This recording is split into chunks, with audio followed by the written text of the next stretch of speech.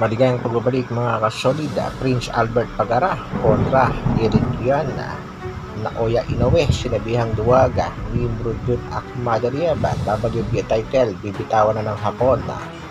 Laban ni Casimiro sa Mexican undefeated boxer, posibleng humadlang ang WBC. Iyan ang ating pag-uusapan. Para sa ating unang balita mga kasolid, ang comeback fight ng ating pambatong si Prince Albert Pagara kontra nga dito kay Akatereti Yekejiana para sa IBF Asia Lightweight Championship. Bagamat liyamado si Kabayan, wag lang kumpiyansa, baka mapagaya kay Raymar Gabalio. Panoorin muna natin mga kasolid ang isa sa mga undercard sa laban ni Albert Pagara. Ito nga ay ang laban ni Flores kontra kay Alejandro. Napagandang bakbakan din nga ito mga kasolid. Palitan talaga ng malalakas na suntok.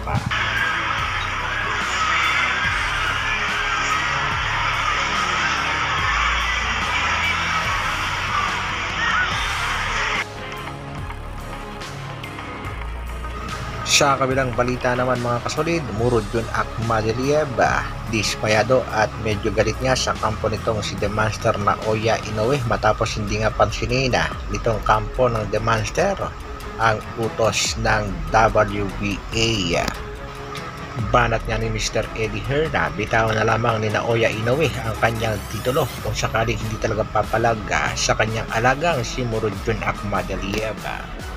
Isa na namang itong patunay mga kasolid na ang kampo nitong si Inoue ay namimili lang talaga ng kalabang sa tingin ni Inoue ay kaya niyang talunin, lalo na nga kung alaga nito nga MP President na si Mr. Rosiana.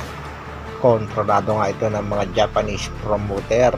Posible nga daw ibinebenta pa ang laban tulad na lang sa nangyari sa laban ng ating kababayang si Jerwin Angkahas kontra Takuma Inoue. Walang makapaniwalang mananockout ni Takuma ang ating kababayan. Kaya sa mga boxing fans dyan mga kasolid, huwag nang umasang matutuloy pa ang bakbakan sa pagitan ni Naoya Inoue at Murodjon Akmadaliev dahil mismo ang manager na ni Inoue at ang kanyang US promoter na si Mr. Bob Arum ang nagsabi nga bibitawan na lang ni Inoue ang kanyang WBA title kaysa labanan nga itong si Murodjon Akmadaliev. Banat pa nga ni Bob Arum, kasabog na daw ang laban dito kay TJ Doheny. Sigurado magkakabentahan na naman.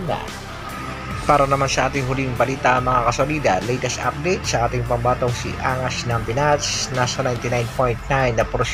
Kasado na nga ang laban ng ating pangbatong si Janet Casimiro kontra sa Mexican undefeated boxer na si Alan David Picasso. Pero may problema pa rin mga kasolida dahil pwedeng maging hadlang itong WBC.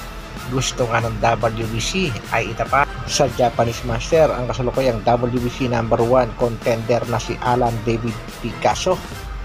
At sigurado namang alam na ng WBC na meron ng negosasyong nagaganap sa pagitan ni Casimiro at ni Alan David Picasso. Gusto pa rin talagang harangin ang laban ng ating nag-iisang Angas ng Pinas.